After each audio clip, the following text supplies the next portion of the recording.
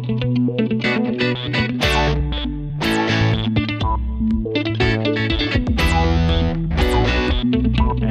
good morning, good afternoon, or good evening. Welcome back. My name is Darren, and this is my guest list pod. Thank you for joining me. This is part 2 of my chat with Daniel Frankom from Thoughts, Feelings, Emotions. So I won't muck around too much, straight into the show.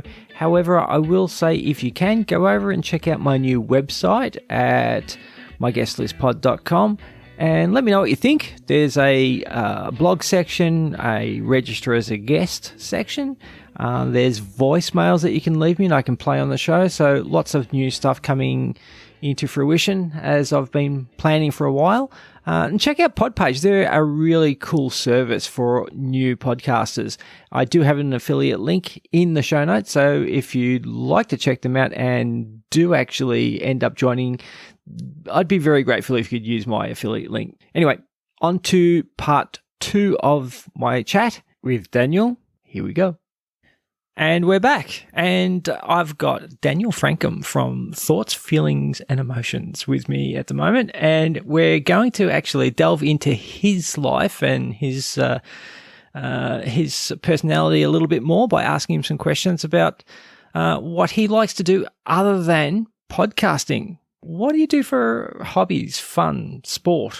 I'll start with the one that I don't do much now because COVID ruined it. I used to do a lot of gym and exercise and stuff like that, but then the pandemic hit and I couldn't do that. And I'm slowly getting back into it again. I've picked it back up again. Because I enjoy doing exercising. It's a nice way to relax. It just gets all the stresses and everything out of the way, and it keeps you healthy. It keeps you in a good mindset. And then during COVID, it just went out the window and you were like, nah, I'm going to sit on the couch and watch a billion movies and then just not worry about it because the world's ending and you don't want to think about that. So you need a distraction. Of course. So I've started getting back into the gym and things like that. Because I'm not heavy, but I'm the heaviest I've been in a while, so I'm just trying to get rid of that because I'd rather just stay. Like I only ever exercise to not put on weight. I don't exercise to get like ripped or like muscular. I just want to stay at a reasonably healthy level and just do that much exercise to get it. Okay, and I think that's good. I think that's achievable. I think that's a good way to do it. You don't need to exercise to get like amazing. If you want to, go for it. If you don't want to, don't. I just do it because it's never good to feel sluggish. Of course, really. Yeah. And I was feeling very sluggish for like most of 2020 and most of 2021 because I wasn't doing it. I think everyone was. Oh yeah. But yeah. I'm a gamer, so okay. I do play a lot of video games. I try and play stuff that I enjoy. I used to just buy stuff because I wanted to try it, and then I never enjoyed it. And then I was just like, this isn't the way I want to do this. So I just try and pick like games that I actually want to play or my friends want to play that we actually enjoy. Yeah. So tomorrow, me and my friends are doing a raid in Destiny 2. I don't know if you've ever played or have played or your kids play Destiny or stuff like Destiny. that. Yep. Yeah. So it's a 6-person thing where you get 6 of your mates and you just try and beat the game level in as fast a time as you can or as well as you can. And it's just a good social thing. It's been a while since we've done it because everyone, like adult life, everyone's got different schedule. Everyone's all around. So this one thing where you can all kind of just get together and have fun with each other, and everyone's in different locations. So like COVID also stopped that a lot. So just having an outlet where you can get people together socially, but without being there socially is always a good thing. Yeah, of course. It's just a fun dynamic to do.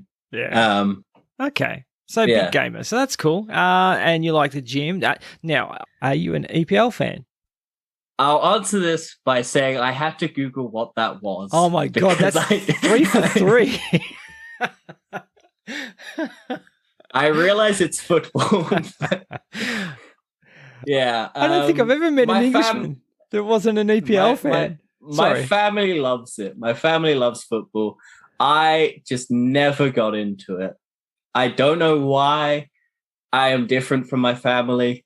Because my dad and brother are Tottenham supporters. Okay. My granddad was a Tottenham supporter. Most of my other family are all Tottenham supporters, and they're like big football people, and they watch all the matches, and my brother goes to the games and stuff like that. And I'm just like, okay, I'll be over here watching this, or I'll be out doing other things. And I get it. I have made jokes about it in the past that I don't understand what the love of football is, but it's the community. Yeah. That's why people love it. It's the going and cheering and support. It's like going and watching a movie and cheering for the superhero. Yeah. But it's just that focus on something that you love. And I make fun of people for it all the time. But then they make fun of me for watching movies. And it's just like that nice little thing where you both share a common ground on something, and you're both really passionate, but you do not like the other person's thing, and that's fine. Well, I think the soccer also is it's tribal, and that's why people are so ardent about supporting their club, and it is tribal, and a lot of it's based obviously areas as well, and rivalries, Birmingham, Aston Villa, Manchester City, and United. So there's a lot of tribal aspect to it. So I can understand the level of feeling behind it. We have a pretty crap league of soccer here in Australia, but there's a lot of people. I can't remember what it's called, but you have a really popular sport in Australia that Aussie rules, Australian rules. Yeah. Is that similar? Because no. Yeah. Because I've listened to loads of Australian podcasts talk about it all the time, and I've never bothered to look it up. But it sounds like rugby. It's like rugby or gridiron without the pads. It's faster, right? And it's a lot faster, and we call it football, but you also use your hands to. But Americans handball. call football in America, American football is not football. No, it's not. Everyone has a different. It's just like, why can't people call football? Yeah, look, we call football the American football. We call it. Do you gridiron. kick it with your foot and hit the ball with your foot? That is football. Not pick up ball and run with ball. Yeah, and that's rugby. That's it. We call football here in Australia soccer, but really it's football. We know that. So, because football here in Australia is actually, that's why we call football AFL, Australian rules. We call that football because that's our football. So we have to make that distinction. But you have to make the difference. Yeah, exactly. So, but it's funny. I've had 3, I think, UK guests, and you're the second one that's had that actually had to Google what EPL was. I'm not very British. I'm not a big tea drinker either. So. Okay, that's all right. No, that's fine. I'm not a very good British person. All right. Well, apart from that, do you listen to a lot of podcasts? Yeah, I listen to a lot because I can listen to them at work. Okay. And so it's just a good time killer. Mostly a lot of Australian ones, to be honest. Like I love you guys. You guys are sweet. I love just the carefree attitude you guys have. Okay. And I listen to Tofop and stuff like that with Will Anderson and Charlie Clausen. Okay. Yeah. I don't listen to them myself, but I know of them. Yeah. Yeah. I've listened. There's another one, The Weekly Planet, which is like a news one. Yep. Like just a lot of your comedy scene. I really enjoy. Okay. So, what's the best thing that has come from you doing the podcast? I think it's given me a little bit more confidence in terms of how I present myself. I'm not my personality would surprise a lot of people if you met me in real life. I'm not confrontational. I don't tend to stand out from a crowd. I tend to just kind of blend in. I just kind of sort of just go with the flow of most things. I don't really, I used to, at least. Now I kind of stick out a bit more, and I try and, because I'm very introverted. I'm not a big people person. I don't go to the clubs. I don't do like massive get-togethers and stuff like that. I have very close friends, and I don't have a big wide net of people that I hang out with. I have the people I know, and I stick with them, and that's fine for me. But COVID kind of kicked back into the isolation of just, oh, if the people you're close to aren't there, how do you kind of cope with that? And I've always been good at being on my own. But I was like, well, I got to try and step out of my shell. And so just talking about stuff that I like has always been a nice way to interact with people. And so I kind of just kick-started the podcast again with my mate, because I wanted to get an audience of people that also likes the stuff they like, and then try and build like a little community of people who like what I like, and or maybe don't like what I like, but can give me a different perspective on the things that I don't like, and change it a bit, and maybe I'll like it a bit more. Because I've always been open to feedback. I've never been someone who's like, oh, you like that, I will never like that if I don't like it. I'll be like, why do you like it? Why do you care so much? Let me in. Yep. Tell me the secret to why I don't have this same passion as you. Let me know the secret to why you love this. And so yeah, that's the one thing I've kind of sort of learned from this podcast is it's okay to talk about what you want, and it's okay to accept other people's opinions a bit more, and maybe you don't have to be so isolated from it as well. I would never have done this podcast like a year ago, because I was just like, well, no, I don't need to do that. I would have just been like, well, there's no point trying to expand. I've got what I like. But no, you got to sometimes just step out your comfort zone and take that step and just go and see where it takes you. If it does a bad thing, then you learn from it. If it's a good thing, you go and take it and you run with it and you keep going and you see how far you can get before you trip over, and then you pick yourself back up and you keep going again. Yeah, you learn from it. Yeah, exactly. Yeah. It's all experience, and, it's better than sitting on a couch doing nothing. So, yeah. Yeah, fantastic. And it just forces, because it kind of just forces you to interact with people a bit more. And because I can just go for days without talking to people, and it's not bad, but it's not good for you. Because you gotta just talk to people, even if it's someone you don't like. You still gotta just talk to someone. Yeah. Because at least you're challenging yourself. Because if you're in your own little isolation bubble, only interacting with the things that you like and the things, you don't learn anything. Because you just kind of only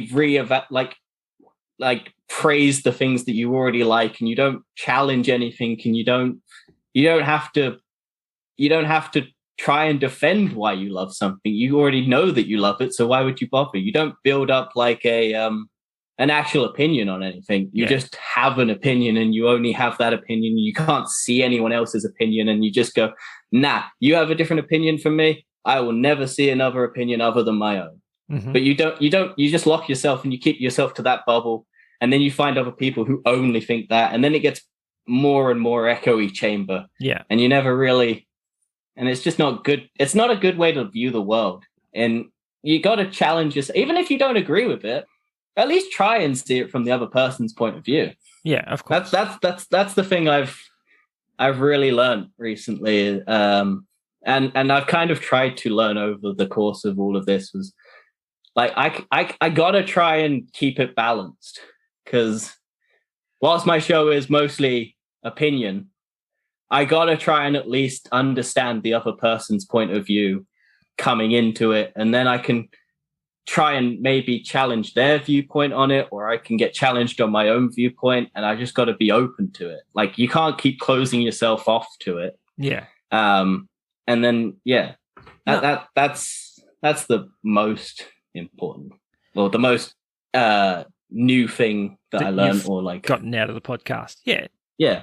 All right, look, why don't we get back into the countdown, and then we'll take another break, and we'll do some more delving into your personal life later on. But let's get back to the countdown, and we are up to, I hope I get it right this time, number 5. That is correct. Fantastic. Look, all right, second time's a charm. So what is your number 5 movie? Number 5 is The Social Network.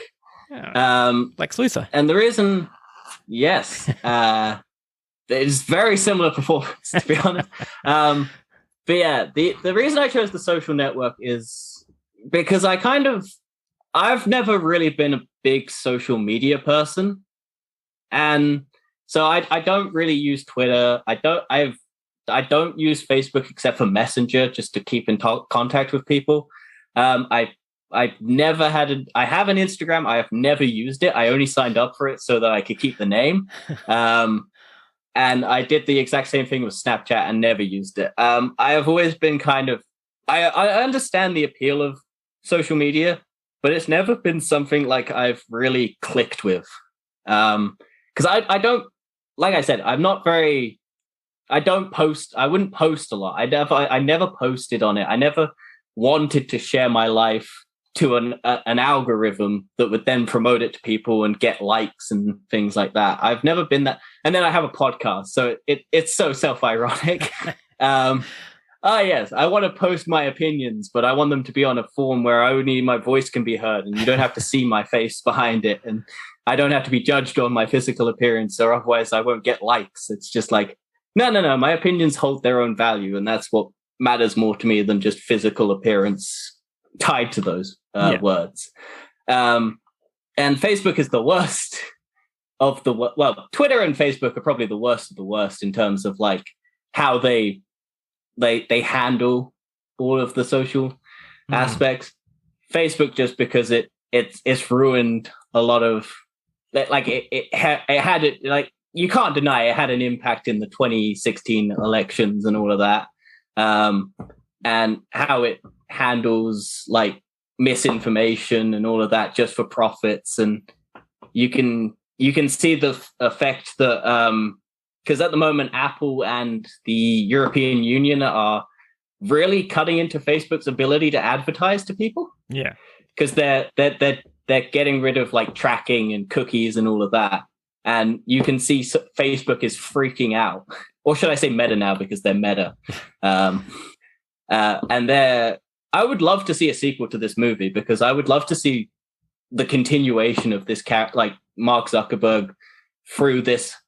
Like the scandals and all of this after, like, I think it would be a really interesting movie. But this one stuck out to me because it's just a really well told story, and you do feel for Mark Zuckerberg.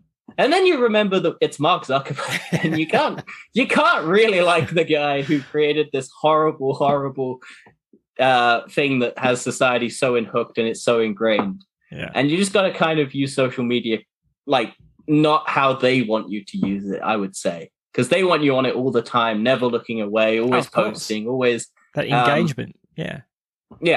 So that's why I picked this movie, because I do generally really like it. I think Andrew Garfield's amazing in it. I think Jesse Eisenberg's amazing in it. I think the whole cast is just top notch. It's a very like I've always been interested in the behind the scenes of these big, massive companies that hold so much power over people in the real world. There's another one that I really enjoyed, which is The Founder, which has Michael Keaton in it, and it's the McDonald's story. Yeah. And something in that movie stuck out to me. The only reason he ever wanted to go into making McDonald's was because of the arches, was because it was the brandableness of the arches. It was so synonymous. It wasn't the burgers. It wasn't the way that they made the burgers.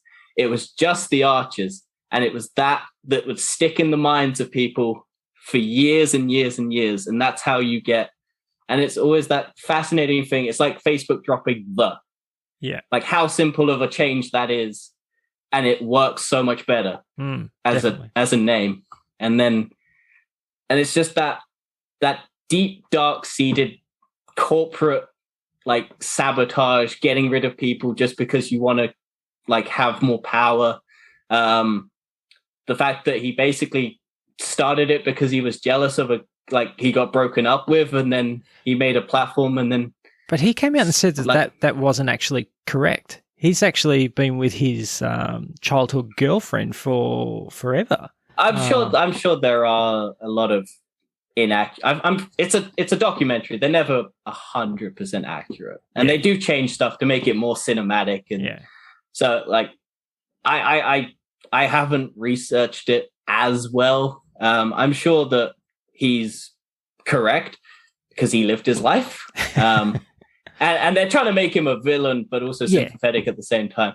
So it's storytelling. You can't 100% take the face value of this movie as it is. It's no, they not took like some license. Yeah, they took some license. It took some license. Sure. It's because I'm sure there are events that happened after where they are in the movie, but they don't flow as well if you put them where they are. So that's the other thing I learned from this is you can't always take a movie at face value. You got to go and do some research behind it. Yeah.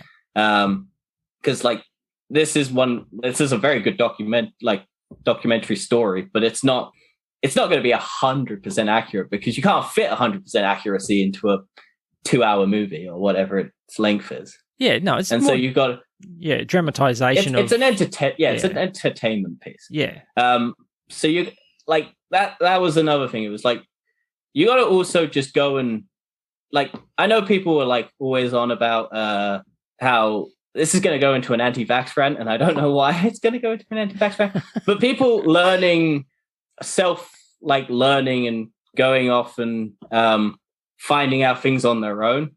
You got to just be careful where you're getting that information from and how you're getting it, because there are people who will take advantage of your curiosity to further their own gains, and that's as far as I'm going to go with that rant. Yeah, that's a rabbit hole that we don't probably want to go down.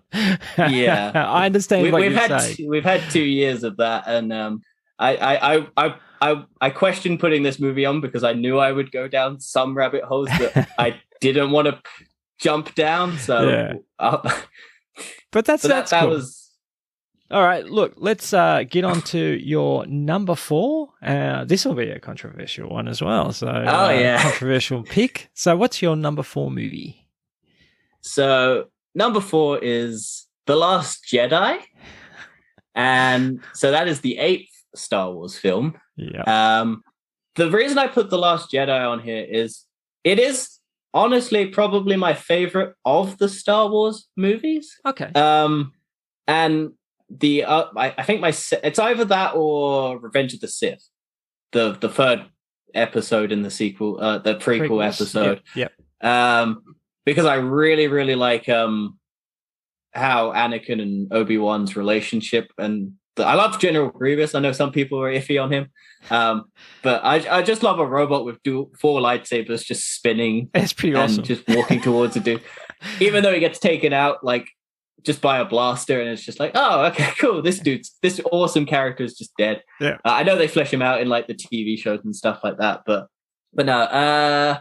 The reason The Last Jedi's on here was another one of the ones where it's kind of like other people's opinions are valid, but only if they're not taken to the extreme sort of aspect where you're threatening like actors and everything because you don't like it.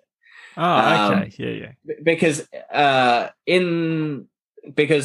was a lot of controversy around this movie in terms of like diehard Star Wars fans hating it because it tried to do something different with Star Wars. It tried to make characters that people had these ideas of in their head different to what they had, and that caused massive massive separation between Star Wars fans in terms of like fanboys and people. Stuff. And like I understand where they come from in terms of like if you have this idea, because Star Wars is nearly like 50 years old at this point, and so you've grown up with this for 50 years, and you've built these like the Boba Fett show that's on Disney Plus at the moment really is not what people were expecting from Boba Fett. No.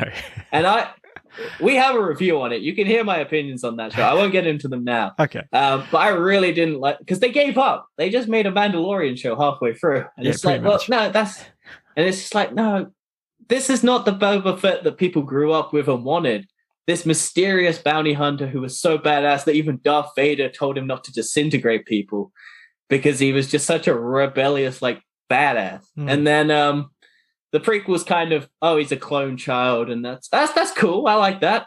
That gives backstory. He's like, and then I know the TV shows do a lot of building up the character and to get to where he is. And then Boba Fett's just like, no, he wants to be a mob boss now, and he's bad at it. And he gets beaten up a lot, and he had drugs, and he got like googly eyed and with a lizard up his nose, and then he saves a town, and it's like, okay. And look, I know people have big issues with Disney buying Star Wars and the rights to all of it and rebooting it just to make profit. But I like The Last Jedi because I like the take on Luke. I know a lot of people but he was so full of hope, and he was so. But even then, you could still have the guy who had hope lose it at some point because he almost kills his nephew. Yeah, and because he sees the light of dark in him, and he's like, I've seen this before, I'll do, and then he immediately stops. But by that point, it's too late because he's woken up, and his nephew thinks he's going to kill him. And it's like tragic. It's like, no, he wasn't. But it's because of that, in that split-second moment where he messes it up in his head, he's like, I could end this. He doesn't have to exist. I could get rid of the evil. I could quash it. But he's my nephew. And he stops. But in that second, he's ignited the lightsaber, and the small child is staring up at his uncle, and he's trying to kill him in his mind. And that's enough to make anyone. And I don't like how I won't spoil The Rise of Skywalker for you because I know you haven't seen it. And I think you should go and watch it. I'm not personally a fan. My biggest issue with Star Wars has always been that they try and, I call it nostalgia porn, where it's just nostalgia, a visual nostalgia thing, just for the sake of nostalgia. It serves no purpose other than to get people who have watched the other thing. Marvel does it all the time. Yeah. Everyone does it. But it serves no purpose to the story. It's just there so people can point and go, that's the thing I remember. Yeah. And Star Wars does it a lot. It's like my biggest issue with The Force Awakens was that it was too much. I think it was a good introduction back into Star Wars because it basically was just A New Hope, but with different characters. And they had, I think they shouldn't have done another Death Star. And I don't think the self-referential Death Star like quote where it's like, oh, but it's just a bigger Death Star sort of thing is just like, it's too on the nose. And I think they should have maybe done a different big bad enemy sort of base. But like ultimately, I think it's fine. The Force Awakens, it's enough to satisfy most people, I think, because it brings back the people who like the originals because it feels very familiar to the originals. It brings in the people who like the prequels because it's just sort of a continuation of Star Wars, and you get that, and you can have fun with it. And then I think what they were trying to do with Star Wars with The Last Jedi is kind of just give people, like, they didn't want to keep doing the same old. They got people in with the same old. And then they tried to do something different to try and push it in that different direction. And they stumbled in some places. Like, I won't say The Last Jedi is a perfect film. There are some moments, like Luke sucking on the green milk titty alien thing is weird. I like it. But I understand why people are like, why is he doing that? Yeah. Why is that? Yeah. And I just I think Star Wars Rian Johnson tried to take it in, look, we've done this story before. We don't need to do it again. We'll take it in a different one. We'll make Kylo Ren actually go to the dark side rather than have the hero redemption. And we'll push him, and we'll have Rey be the beacon of light that opposes. And then when you think they'll get together and they'll join forces, or when you think they'll swap sides, they won't do that. Or even if it was more interesting and Kylo Ren goes to the light and Rey goes to the dark, because the difference. But I think the problem with Force Awakens is J.J. Abrams loves to do the mystery and build up a mystery, but then never has the answers to those mysteries. And I don't think J.J. Abrams has ever, Rise of Skywalker, I think, is the first time he's ever finished something that he set up. Because what he normally does, I think it was like Lost and everything like that. Yeah. He sets up all of the ideas and then just lets other people finish it and give like the... So I think Rise of Skywalker is the first time he's ever tried to like finish something he set up. And because Rian Johnson took it in such a different direction to where he was... I think the big problem was that they didn't have communication across the films. If you ever look up the original plan for Rise of Skywalker after you watch Rise of Skywalker, it's not as disconnected as people want current Star Wars is, because I think Disney sidesteps so much trying to course correct the discourse, and I find that Rise of Skywalker satisfies no one. Oh, okay. But it might satisfy you. It might satisfy you because you seem to have a love for most of it, and I think I do think Rise of Skywalker has good elements and stuff like that. But I think it tries too much to fix the things people didn't like with The Last Jedi, and then brings back too much stuff from the previous movies. And it just kind of... Because they bring...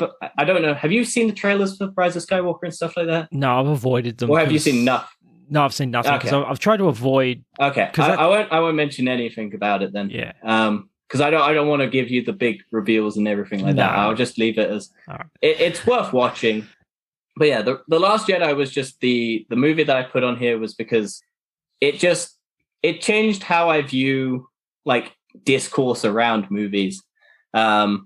Because it was just like there's this such an extreme hatred and whatnot, and it was kind of like, well, I'll just keep this as a thing I enjoy.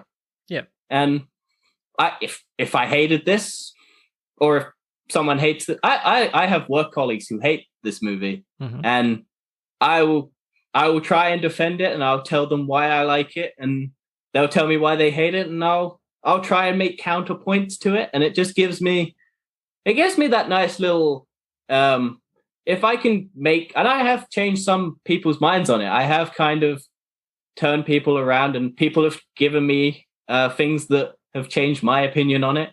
And it's just one of those movies that I think gets a lot of hate and gets a lot of love. And I think that's good. Yeah. Because it kind of forces people to have to make smart arguments to try and force why, rather than just going, it's bad or it's good. And that's why. Oh, definitely. All right, cool. Let's get on to your next movie then. Let's get on to number 3. So we're into your top 3 now. So these are going to have to be some pretty cool movies that have had a massive impact for you. So what's your number 3?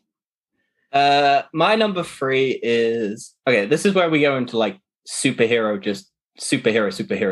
That's cool. And that's because I'm 22 and 23. God damn it! I'm trying to make myself younger. I'm 23.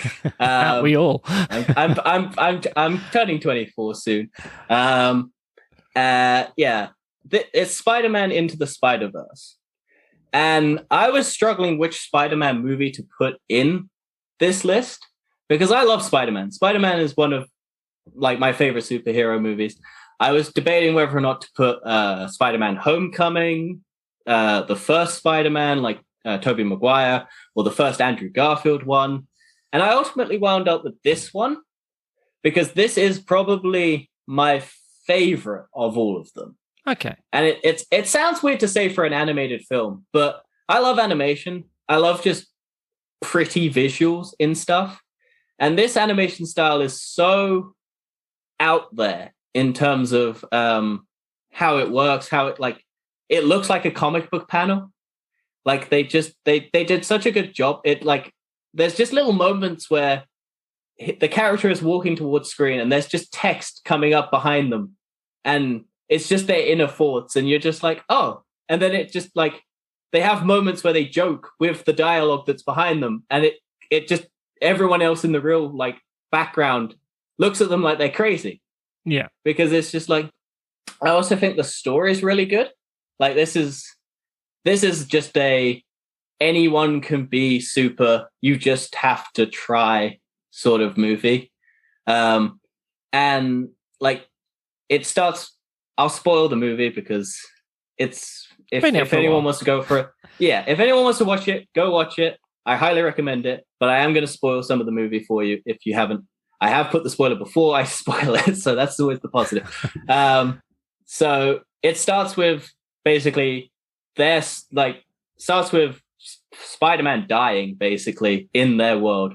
And then this kid has been bitten by a spider who was about to be trained by Spider-Man. And then Spider-Man dies right in front of him. And he has the responsibility to fix Spider-Man's problems. But he's new. He has no idea what he's doing.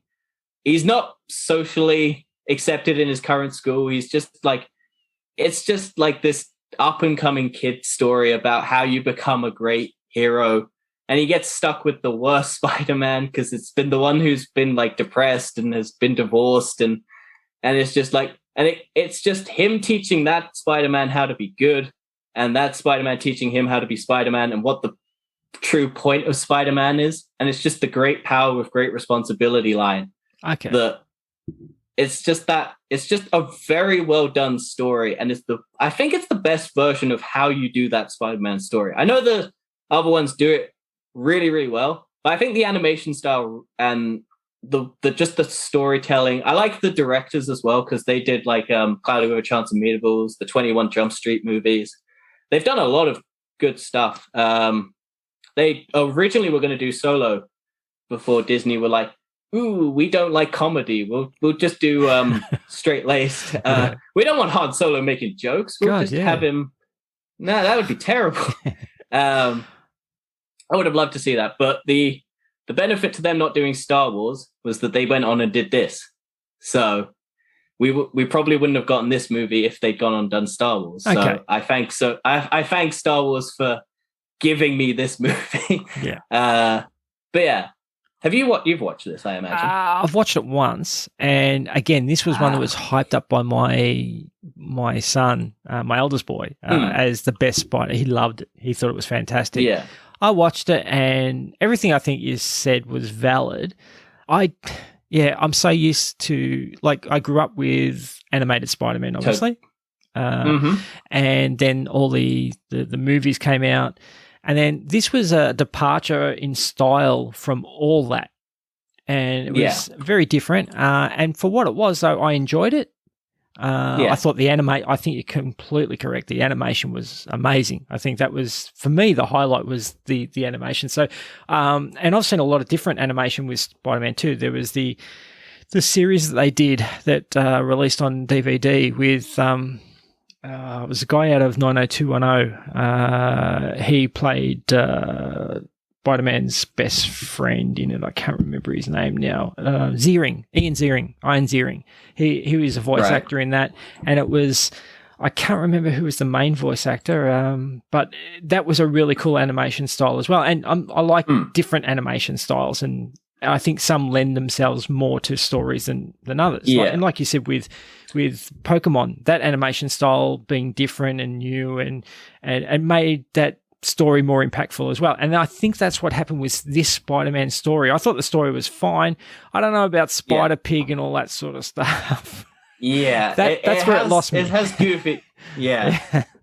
So, but they are staples in the comics. They are, yes, exactly right. Yeah. Yeah. But for me, and it's amazing that they do different animation styles with those characters, and it still fits perfectly in that world. Yeah, and so I think it is a really clever movie, and it has probably more of a social impact, it's more of a social voice in terms of trying to say something, having a bit more of a message than the normal message that goes along with great power comes great responsibility. I think that was expanded on in this movie as well, in terms of his actions and the choices he had to make as well.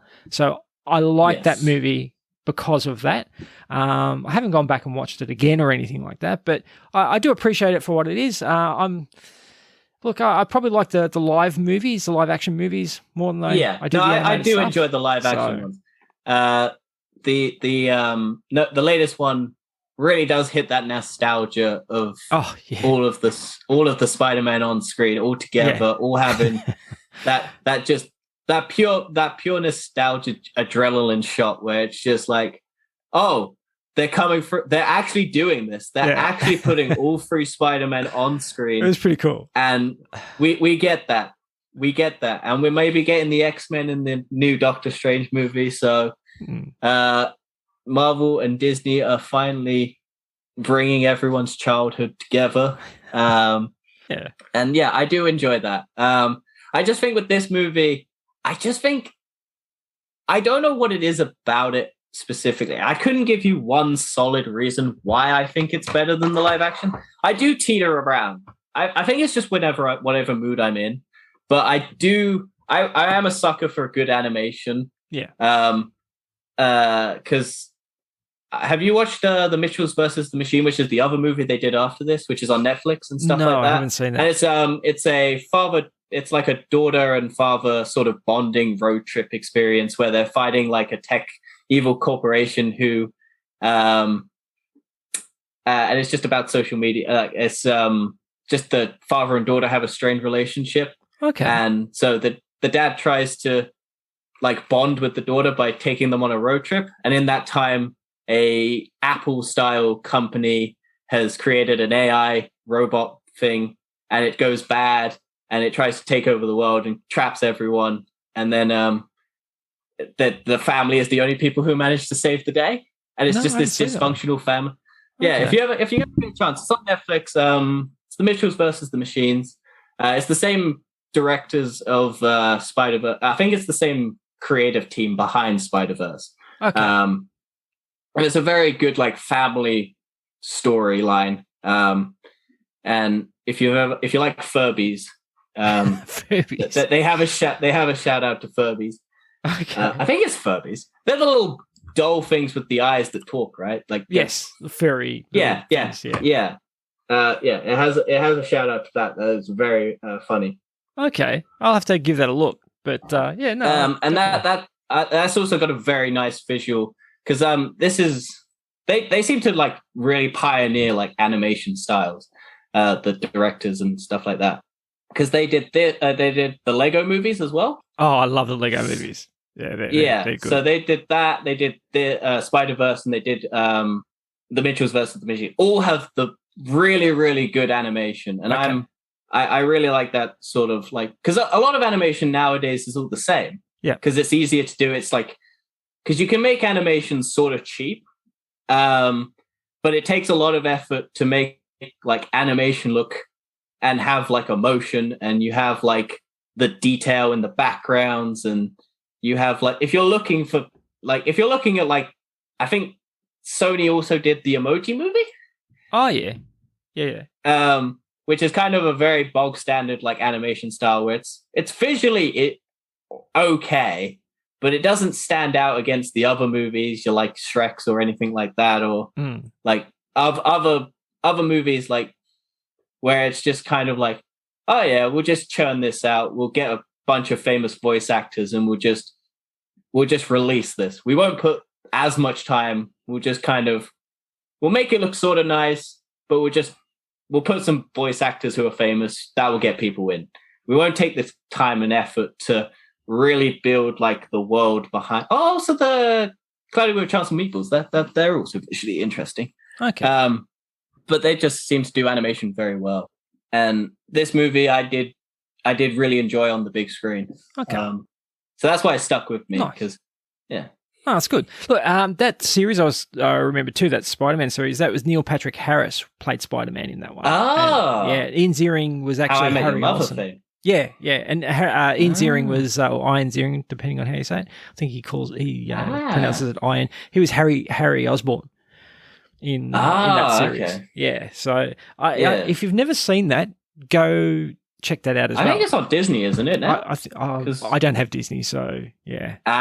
Because they added a bunch of they're either on Netflix or Disney, because Sony has a deal with Netflix to have a lot of its stuff on there. Yeah. But Disney also has a lot of the TV rights to the old Spider-Man stuff. Okay. Because that was before the Sony Marvel deal. Yes. That got them the licensing for the movies. Yeah. Well, this was 2003, Sony so that'd be before that, I think. So yeah. Let me have a look-see. Spider-Man. There's a lot of new Spider-Man stuff. So there's Spider-Man Unlimited, 1999. Spider-Man 1981, 1979 Spider-Man. 2003. This was 2003. Lisa Loeb played Mary Jane. Oh, what's the name of it? I'll Google it. Just says Spider-Man. I'll just type in Spider-Man 2003. Where is it there? That's... yeah. I have seen that. Yeah. I have seen that one. I have seen... I bought the DVDs for my son because he was actually... It had a 40-degree fever for like 10 days in a row, and we'd taken him to the hospital. And on the way back, he'd actually started to feel better. And on the way back, I stopped off to get petrol at a petrol station, and I saw these... it was a double box set of DVDs of this series, and I'd never seen this series either. So I bought them for him. This is when I only had one child. We came home, he got into bed, and then I ended up watching the series with him, sort of thing. And the animation's really good. The animation is definitely really good. I really enjoyed it. So and the stories were good. And it's all the classics, Craven, Vulture, just all his classic nemesises, nemesi. Yeah,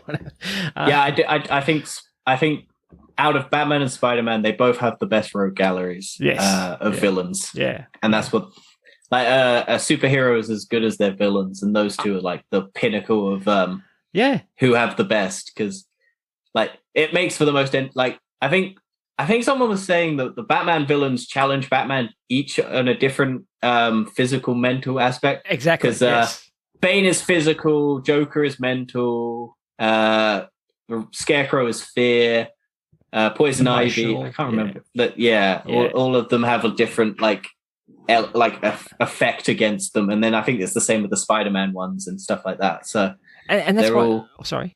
Oh no, I was done. Sorry, and that's why my favorite DC character, the Flash. That's the only thing that I don't like is he's got some pretty piss weak. But he's got a big gorilla that talks. What's not to love? I don't know. It's it's a big monkey that can talk. There's nothing wrong with it. Anyway. Oh yeah, but that's Aussie. You gotta love the Aussie. Well, not always. You can't diss the Aussie. You gotta have home pride. He robbed all the banks in Australia in the Suicide Squad movie. Did you like the first one? The first Suicide No. movie? No, okay. No, I did. I wasn't a big fan. No, that's fine. Most people didn't like it, so. We rewatched it for our podcast before the new one came out, and we did a retrospective 5 years later. Yeah. I kind of softened on it a bit. I still didn't like it, but I think it wasn't as bad as I remember it being. Yeah. I just think it was disappointing at the time because it had potential to be good. The new one is really good if you haven't watched it. Yeah, no, I've seen the new one. Yeah. Have you seen Peacemaker, the series? I can't. It's not out in the UK. Well, it's not out. Well, it's coming out soon, so I'll probably watch it then. But yeah, I do want to watch it. I've heard nothing but good things. It's fantastic.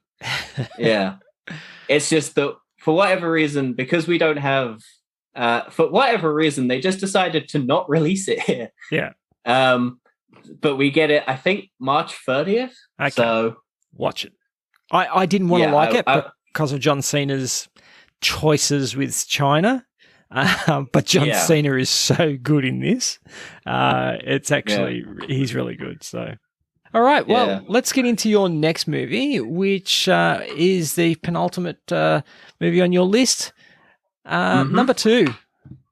It's a big one. So, number 2 was the biggest and highest grossing movie of all time. It's not Avatar. It's Avengers Endgame.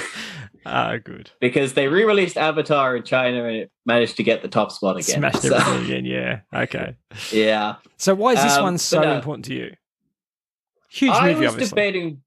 I was debating which Avengers movie to put on this list because all of them have been big moments in my life.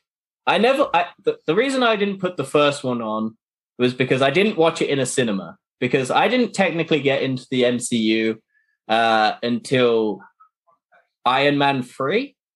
Okay. Which will sound weird when you hear my number 1. But I got it. I started watching them in cinemas in like after Iron Man 3 and stuff like that. And I'd watched them all on DVD and stuff. And we'll get to my number one and how I watched that later. But this, so I picked Endgame because this was similar to Star Wars: The Last Jedi. I watched it at midnight.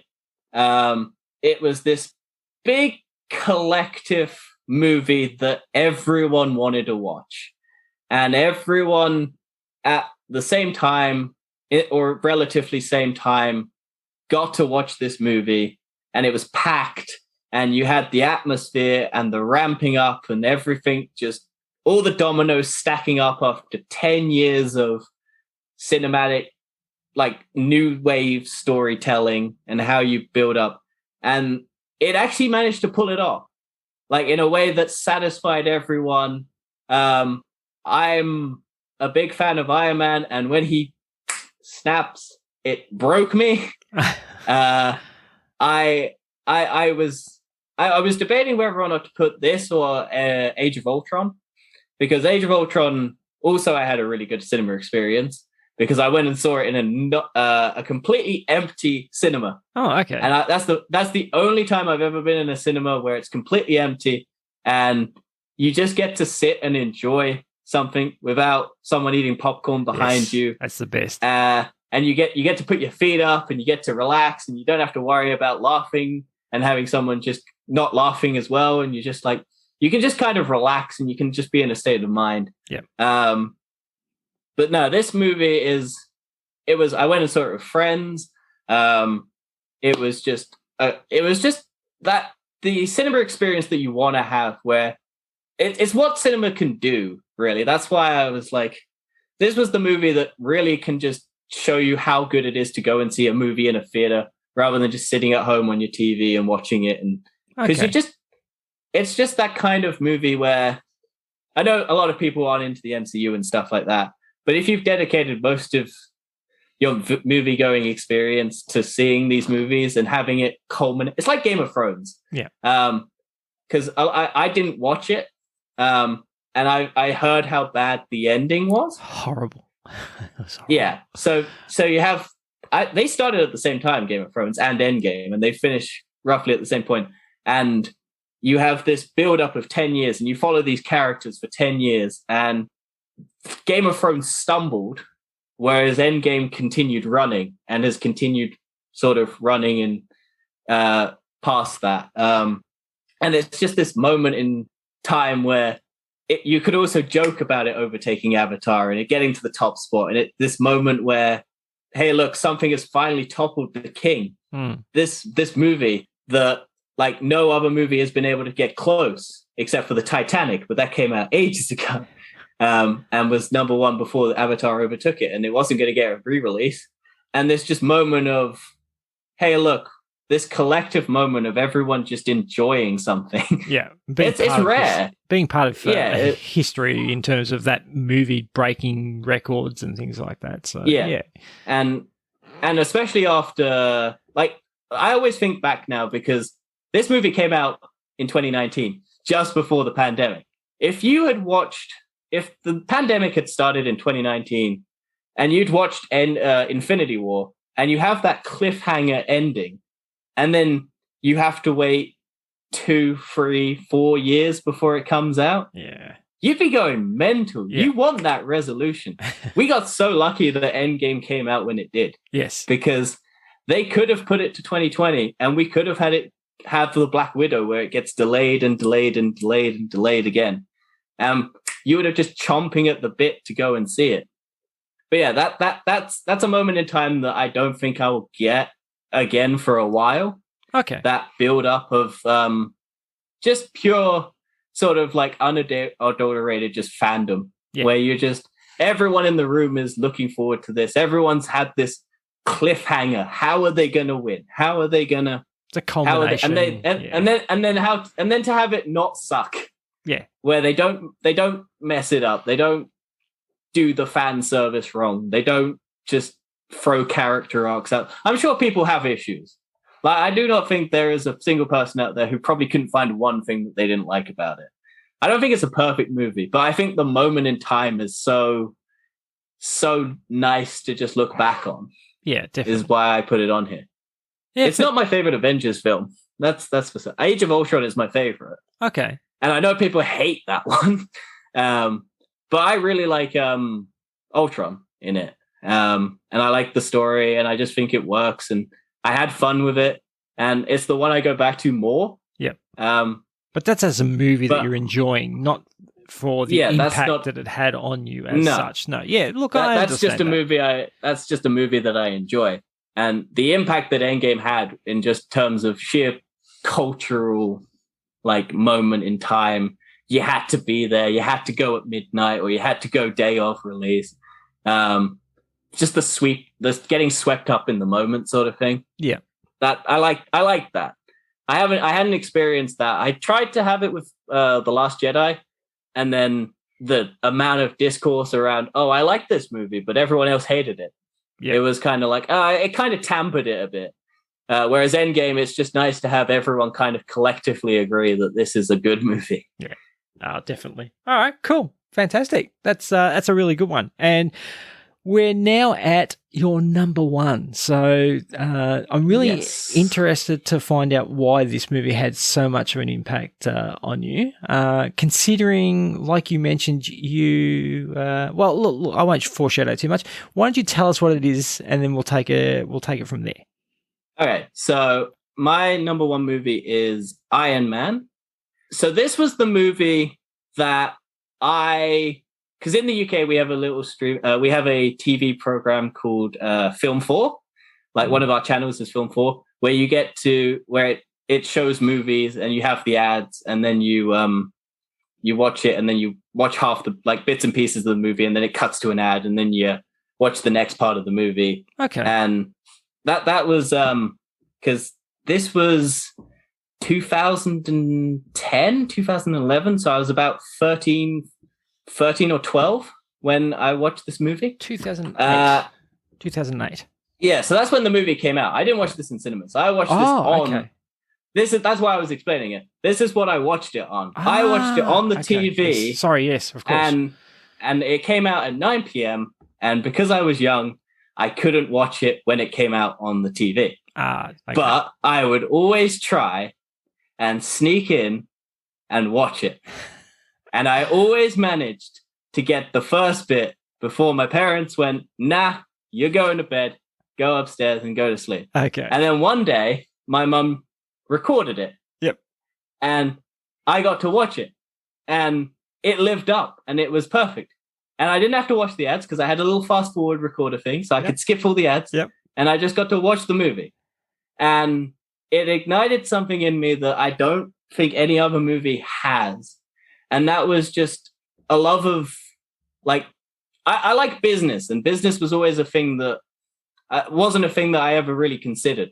And then to see this rich billionaire on the big screen be an absolute asshole, and no one like him, but people still kind of like him, and then have this traumatic thing happen to him, and then change his entire life, become a good person, trying his best, never succeeding the way he wants to, and always bettering himself. There's a thing in the Iron Man, if you watch the MCU, everything that happens to him that he makes a mistake or has something bad happen to him, in the next movie he fixes. Yeah.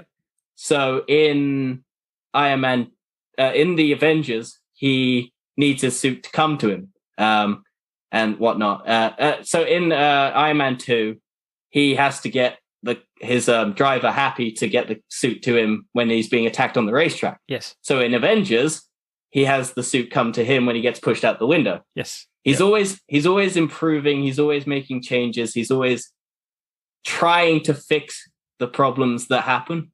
And I just love that attitude to life. Yep. Where you can fail, but you'll always just try and improve the next time. And you'll always try and just make that step. And that was ignited in me from the first Iron Man, where he's made mistakes. And yes, he's a bad person in the beginning, but even bad people can change.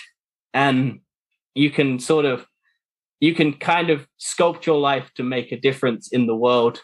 And you don't necessarily have to be a billionaire to do that, but it helps if you have the money. It helps if you have the means, of course. Yeah. And I agree. Look, I love that part about Iron Man, the fact that sometimes he will have stuff in his suit that he's already seen a use case for, and it comes up and he's able to counter with some sort of countermeasure that he's built into the suit. But then he's faced with a question of how do I fight the Hulk? And he creates the Hulkbuster suit. And very good scene in the end. That's one of my favorite scenes in Age of. Yeah. I could watch that scene over and over again. Oh, it's fantastic. I love it. And that's the thing. He has the means to be able to do this sort of stuff, but it's visually and as part of a story and as the growth of a character personally.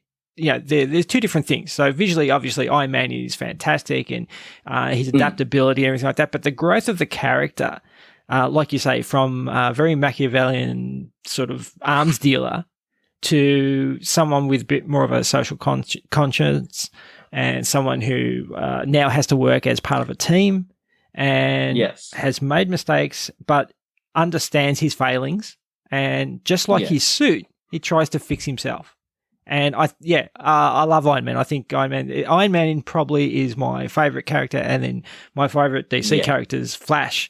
So so when I saw this on your list, I was like, okay, he's a bit younger than I am, so I wonder why Iron Man is so important. But you've articulated that perfectly in terms of how it's really had an impact on you, and in terms of the not just Iron Man, but the him as a character. That's really good. Also, if you do the parallel between Robert Downey Jr. and Iron Man himself, Tony Stark, redemption story. Robert Downey Jr. redemption story of the lifetime, because he was a drug addict. He was nearly kicked out of Hollywood. He was if Disney were owned Marvel before Marvel, Robert Downey Jr. would not have been cast. Jon Favreau took the biggest risk, I think, in cinema history, trying to cast Robert Downey Jr. as Iron Man, because it was just such a he was untouchable in Hollywood. No one wanted to touch him. No one wanted to be near him. No one wanted to do anything with him. But Jon Favreau saw something in him that just worked for that character, and Robert Downey Jr. just 100% is Iron Man. Yeah. Even in out of performance where he goes and does press junkets and he's just the snarky, self-confident just person who just knows how he's doing, but has that sincerity of, I know I did drugs, and I know I've changed my life. I've made a difference in my life, and I have fixed it, and I am trying to be better. I am trying to correct the wrongs of my past any way I can, and I will continuously try, and I will do that. And it really is sad that he's out of the MCU. I'm sure they'll bring it back. I'm sure they have to. They'll pay him so much money, because they pay him so much money. He's the most, he was at the time. I think The Rock's now the most paid actor in Hollywood. But that's because The Rock does so many movies. Robert Downey Jr. was getting paid The Rock money for one role. Yeah, for one role, exactly. And that's the thing. My son and I, we joke about this. Robert Downey Jr. went down a deep, dark hole. It's the sort of hole that you don't come back from. We want to know who he's got photos of, because that story, his story of coming back into Hollywood the way he did is, you don't really see that. So it was a massive comeback, and it's great to see, because I like Robert, Less Than Zero and The Pickup Artist and things like that. Even just smaller movies like that, I remember from back in the day. He's a great actor, and it was really good to see him come back. And like you said, now he's made Stark that role. That he is Tony Stark. That's his role now. He's synonymous with it, like Hugh Jackman is with Wolverine. Exactly right. Yes. And a bunch of other people with Johnny Depp as Jack Sparrow. Oh yeah. You don't see anyone else in those roles, because they're so Robert Downey Jr. is that character. You won't they'll have a hard time ever casting someone a else. Different person. Oh yeah, Ryan Reynolds as Deadpool, same sort of thing. Yeah, for sure. Yeah. So Yeah, fantastic. Well, that's great. That's great. So that's your 10. It's a fantastic 10. And obviously, there were a lot of moments in your life there that parallel these movies. So in terms of parallel in terms of time frame, in terms of what they meant to you. So thank you very much. I really appreciate you going through all those. What I want to do now is just do a little quick fire, sort of like bunch of questions that I throw at you, just to get some response and delve into your personality a little bit more before we leave.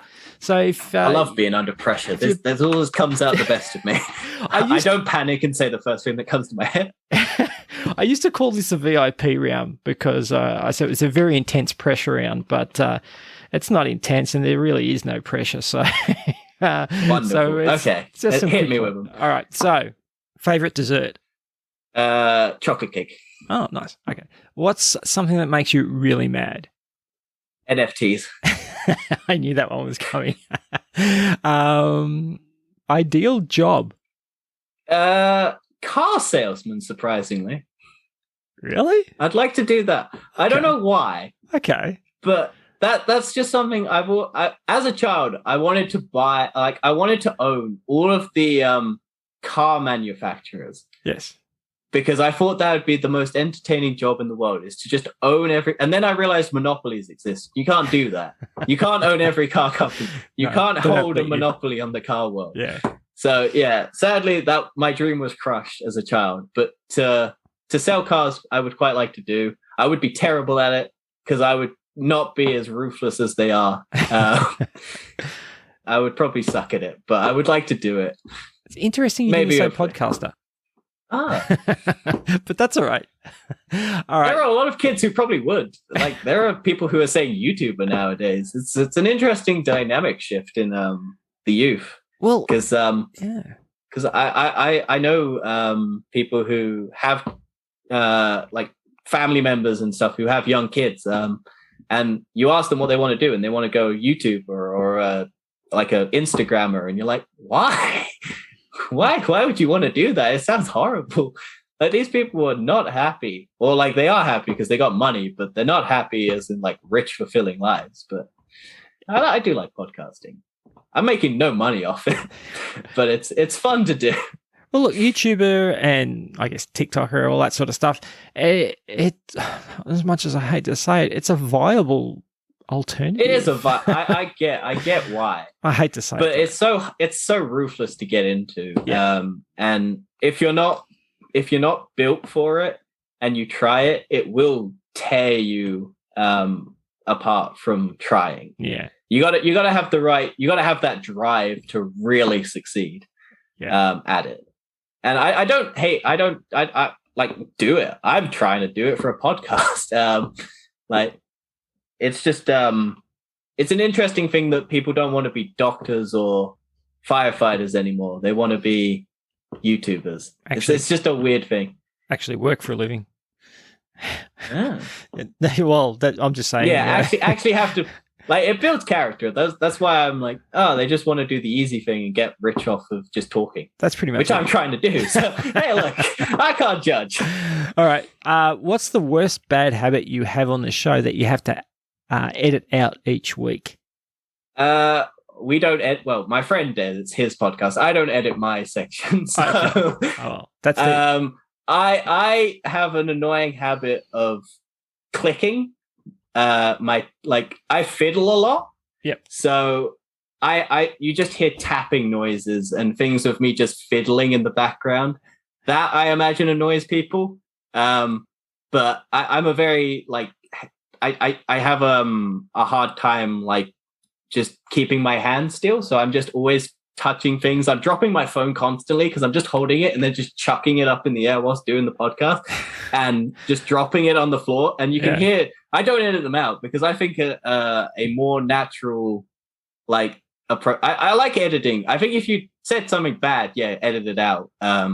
But if you're just doing the things that you do in day-to-day life, editing them out is kind of dishonest. And I get why people do it because it can be really annoying, but I'm just like, no, you got to show the human side where you're doing stupid shit and you're like, otherwise you're just kind of presenting an image that isn't genuine to people, and I like the genuine side of. Oh, look! I dropped my phone. I'm an idiot. Please laugh at it. That sort of thing. Fair enough. Favorite TV show of all time? Okay. I'm gonna say I watched it recently, but I had watched the first season. It's Legion, which is the X-Men TV show, where it follows like a guy who has like a mental, like multiple personalities in his head, and he's got superpowers. Yeah.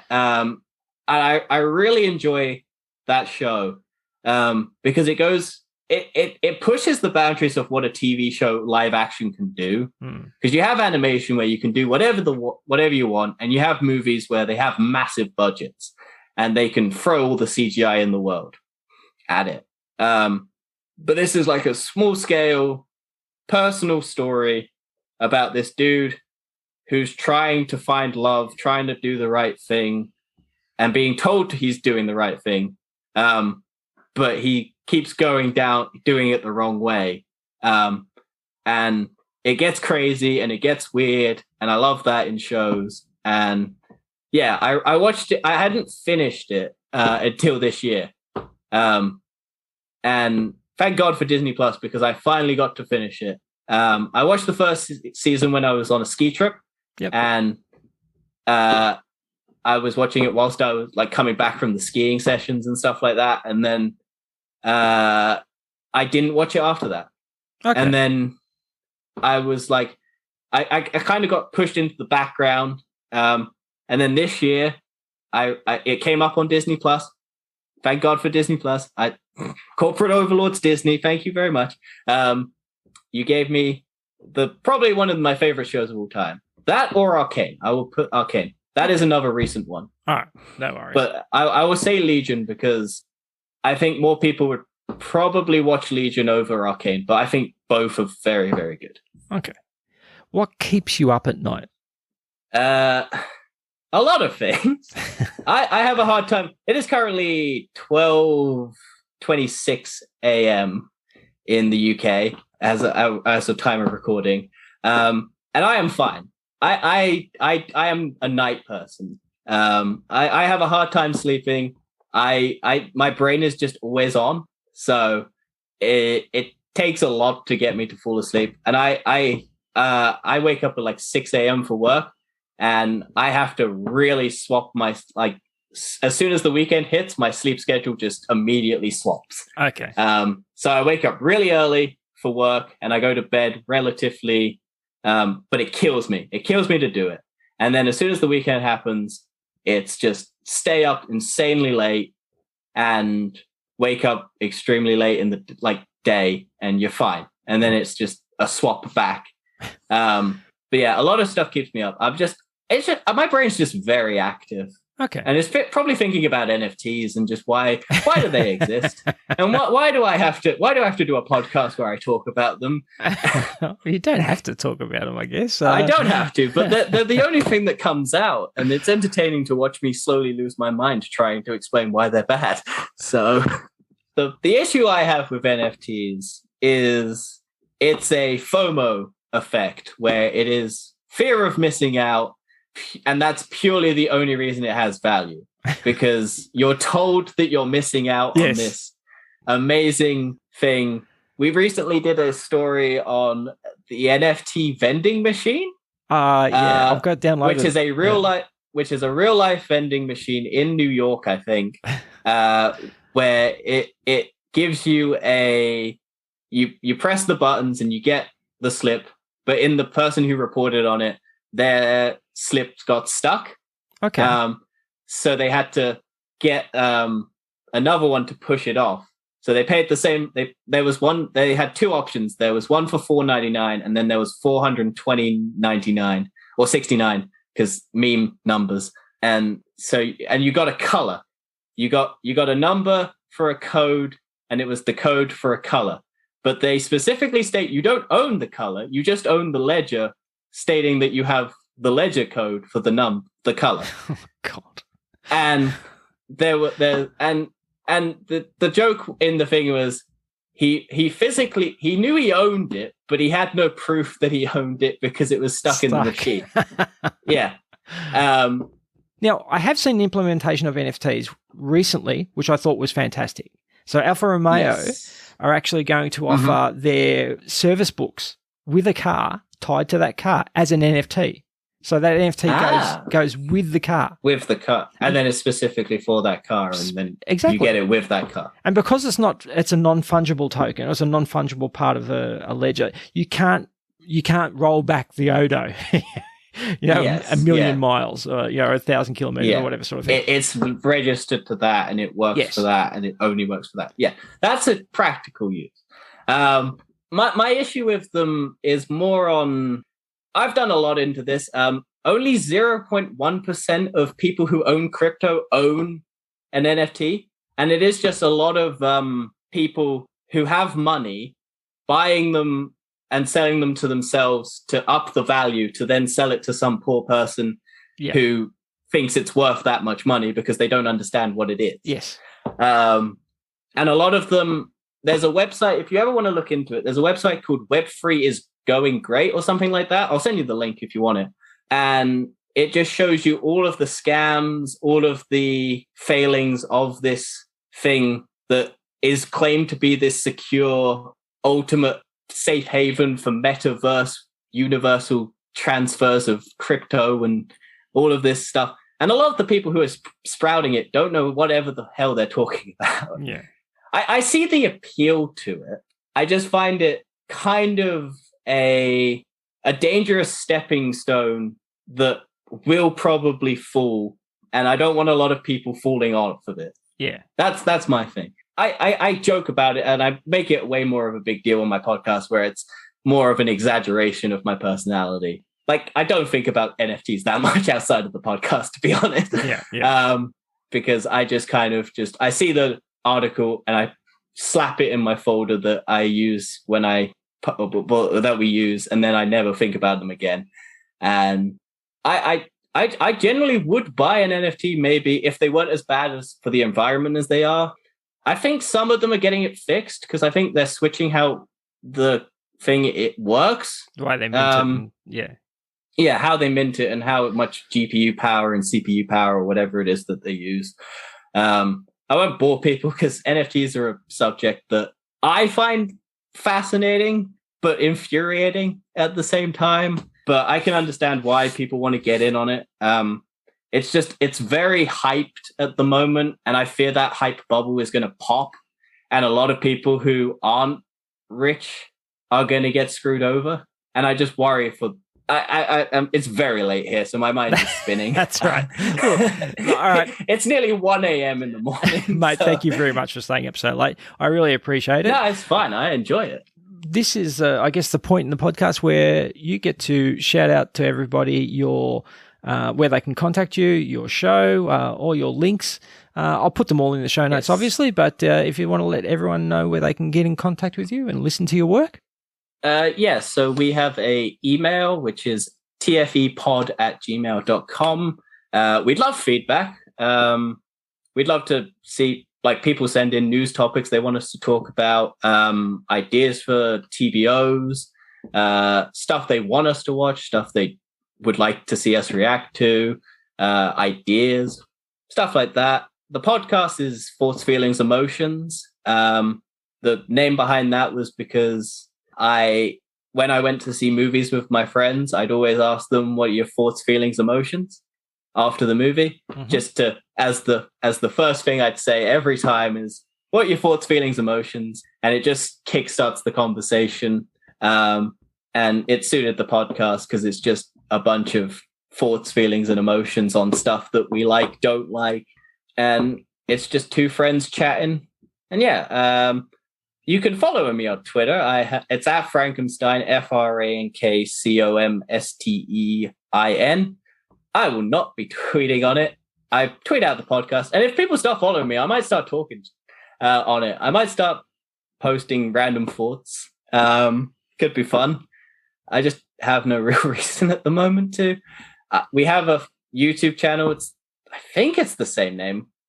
It's all in a link tree. If you plug my Linktree. Okay. It will be in there. Nice. And then I did set up a buy me a coffee thing. I don't expect people to ever buy me a coffee. But I set it up in case someone does, for some odd reason, want to give me money. I don't ever expect anyone to pay for my podcast. If you want to give it to me, fine. You don't have to. There are no rewards or anything like that. It's just give me money if you want to. If you want to buy an NFT off me, I'll send you a photo and you can claim it's an NFT. Fair enough. Okay. All right. Look, mate, thank you very much. Thanks for staying, for doing the interview, first off, but secondly, for staying up so late. I appreciate it. It's fine. Like I said, I'm a night bird, so. Great. Well, you have a very good evening or night, and make sure... I'll be going to bed. Make sure you watch Peacemaker when it comes out. I will 100% get on that. All right. I recommend you watch Arcane if you want a recommendation. I'll finish that. I watched the first episode, and I watched it when I was very tired, and I actually fell asleep towards the end of it. Yeah. But I knew I was going to like it from the first part of the series. So if you get, I'd say if you're not 100% sold by the third episode, you will be sold by the third episode. Okay. That's how I state it to people. Get to the third episode, and if you're not hooked, then keep going, because it gets better after that. So. No worries. Yeah. But the ending of the third episode is probably a very good hook to keep you going. All right. If you're, this has been a lot of fun. I really enjoyed this. Great. I look forward to seeing the finished product when it comes out. Okay, well, I'll let you know when it does come out. It's going to take some editing. We've gone, I think, it's got to be over 3 hours now. So I might even release it in 2 parts. So see how we go. That's all right. Look, most of my stuff... I could talk a lot. No, look, most of my stuff is... I think that the shortest episode's about an hour 20. But I've had multiple episodes at over 3 hours because... And look, that's not optimum for people's listening experience. No, my friend's always like, we need to make our podcast episodes shorter. And I'm like, no. Yeah. We'll make them as long as they need to be and as stupid as they need to be. And if people want to listen, then that's good. If people don't want to listen, then it's not the podcast for them. And I'm not going to change how I want to do it. Yep.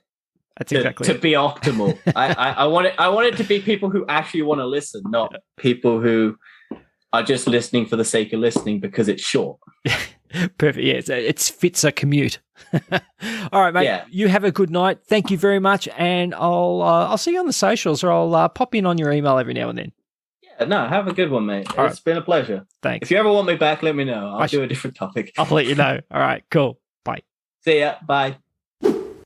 And that's another one in the can. Thank you guys for listening. I really enjoyed speaking with Daniel and chatting to him about some of the things from his childhood and some of the things that really made an impact on him while he was going to the movies and growing up. So it's always interesting to delve a little deeper behind who someone is on the podcast and find out a little bit more about their backstory and who they were as a kid and what influences they had, and that's pretty much why I do this. So hopefully you're getting that out of this show. If not, let me know and I'll try and do better. Also, if there's anyone you'd like me to talk to, or there's a podcast you want to suggest to me to have on the show, maybe get to know the podcast host a little bit better, let me know and I'll hit them up, see how we go. As usual, I shall chat at you again next episode.